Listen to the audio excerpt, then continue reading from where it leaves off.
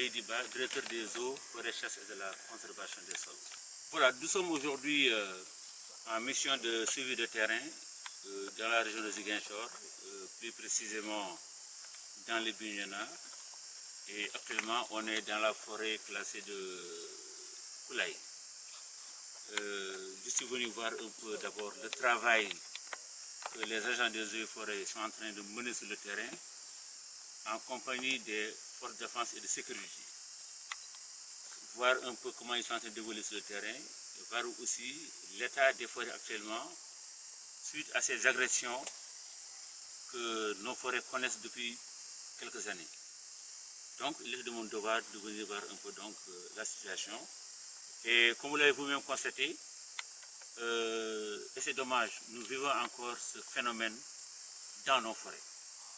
Vous avez constaté les coupes sur le terrain, vous avez constaté les saisies au niveau du secteur des eaux forêts de Bignona, et c'est vraiment décevant et cela nous fait mal au cœur. Mais cela n'a pas empêché et ne va pas empêcher les FDS, je veux dire l'armée sénégalaise, la gendarmerie et les eaux et forêts et les autres corps de sécurité. Ça ne va pas les décourager à continuer à être présents sur le terrain, à combattre ce fléau nuit et jour. C'est difficile, c'est vrai, mais l'engagement des FDS est de taille. Donc aujourd'hui, c'est désolant de voir ce spectacle, et cela ne va pas entamer, encore une fois, l'engagement des forces de défense et de sécurité. Cette forêt classée de Koulaï qui est agressée, elle est d'une importance capitale. Figurez-vous, elle a été classée en 1942. Donc quand on classait ces forêts en 1942, c'est pour quelque part receler des potentialités extraordinaires pour les populations sénégalaises. Et aujourd'hui, elle fait face effectivement à ces agressions. Mais comme je l'ai dit tantôt, nous n'allons pas baisser les bras et dans les 24 heures qui suivent, on va procéder au ramassage de tout le bois qu'on a constaté ici. Donc, est-ce que vous disposez des moyens suffisants pour faire face à l'ennemi? Vous savez, les moyens ne seront jamais suffisants. Mais ce qui est important aujourd'hui, c'est que l'État est conscient aujourd'hui de la nécessité de renforcer les ressources humaines, la gestion des eaux et forêts et de la logistique de service des eaux et forêts. Cette année, le chef de l'État a ordonné un recrutement exceptionnel pour le corps des eaux et forêts afin qu'on puisse renforcer le personnel, afin qu'on puisse renforcer les agents des eaux et forêts au niveau des triages, c'est-à-dire au niveau des gros villages, au niveau des brigades, c'est-à-dire au niveau des arrondissements, au niveau des départements. Nous espérons qu'avec ce recrutement massif, nous allons accroître notre présence dans les coins les plus reculés et avec aussi l'engagement de l'armée aussi.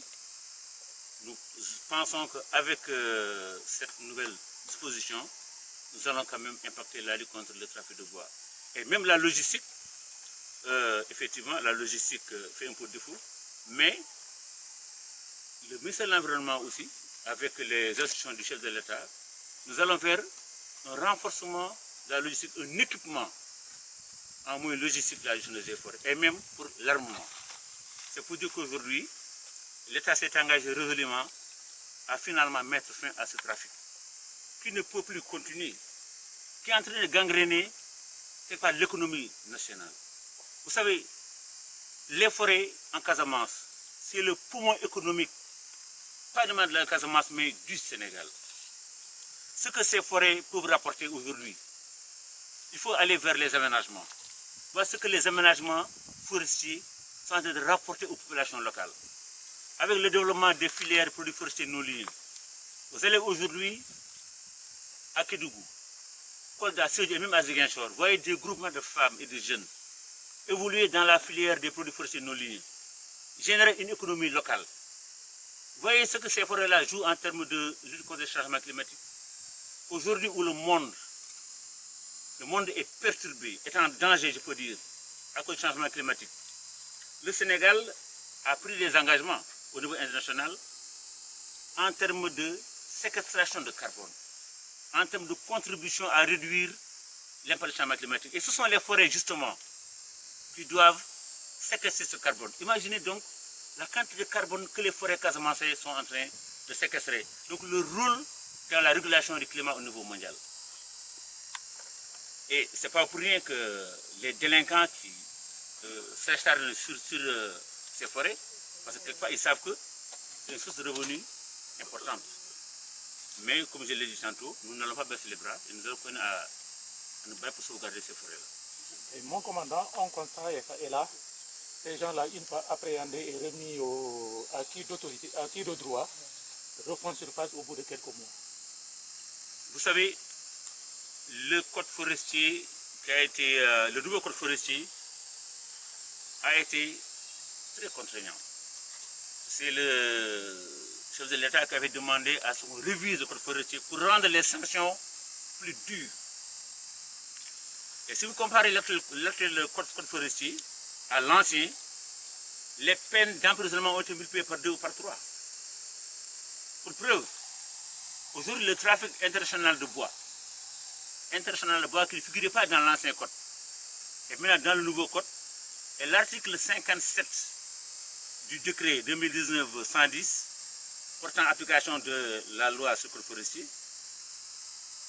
en cas de trafic international de bois, il est prévu entre 5 et 10 millions francs CFA d'amende et entre 5 et 10 ans, plutôt 5 et 10 ans d'emprisonnement et entre 15 et 20 millions d'amende. C'est pour dire que aujourd'hui le code il est assez dur et contraignant par rapport à cela. Maintenant, quand on amène toute la procédure, qu'on la conduit, qu'on l'amène au niveau donc de la justice, c'est maintenant au juge d'apprécier à la lumière du code forestier et prendre les sanctions nécessaires. Mais nous, à notre niveau, dans les limites du code forestier, on applique toute la procédure. Ce qui est dommage, hein, il faut aussi le déplorer. Souvent, ils bénéficient de complicités locales. Et c'est pourquoi dans nos tournées, partout où on va, à Ziguinchor, à Sédhiou, Kolda, partout, à Tamba, on ne cesse de parler aux chefs de village. On ne cesse de parler aux maires et aux populations. Et c'est un travail quotidien des agents des eaux et forêts. Parce que l'agent des eaux et forêts, les agents que vous voyez là, au-delà des travaux de pépinière que ces agents suivent, au-delà des travaux d'aménagement, au-delà des travaux de pare-feu, de lutte contre les feux de brousse, au-delà des missions d'encadrement des communautés locales, ils ont aussi un rôle de sensibilisation. Ce que tout agent des eaux et forêts fait chaque jour que Dieu fait, c'est de parler avec les communautés, les sensibiliser sur l'importance de sauvegarder nos forêts. Donc de les détourner sur cette voie de complicité. Vous voyez, on tourne autour de 210 forêts classées au Sénégal. Donc c'est un potentiel. Et qui doit servir notre pays, qui doit servir les générations futures. Donc, à part ces complicités, il y a des Gambiens qui traversent la frontière et qui viennent faire des forfaits. Vous voyez les camions gambiens qui sont saisis, nous sommes à presque plus de 22 camions gambiens saisis. Et déjà pour les 5 premiers mois, nous sommes environ à 1400 procès-verbaux. Plus d'une centaine de personnes sont en prison.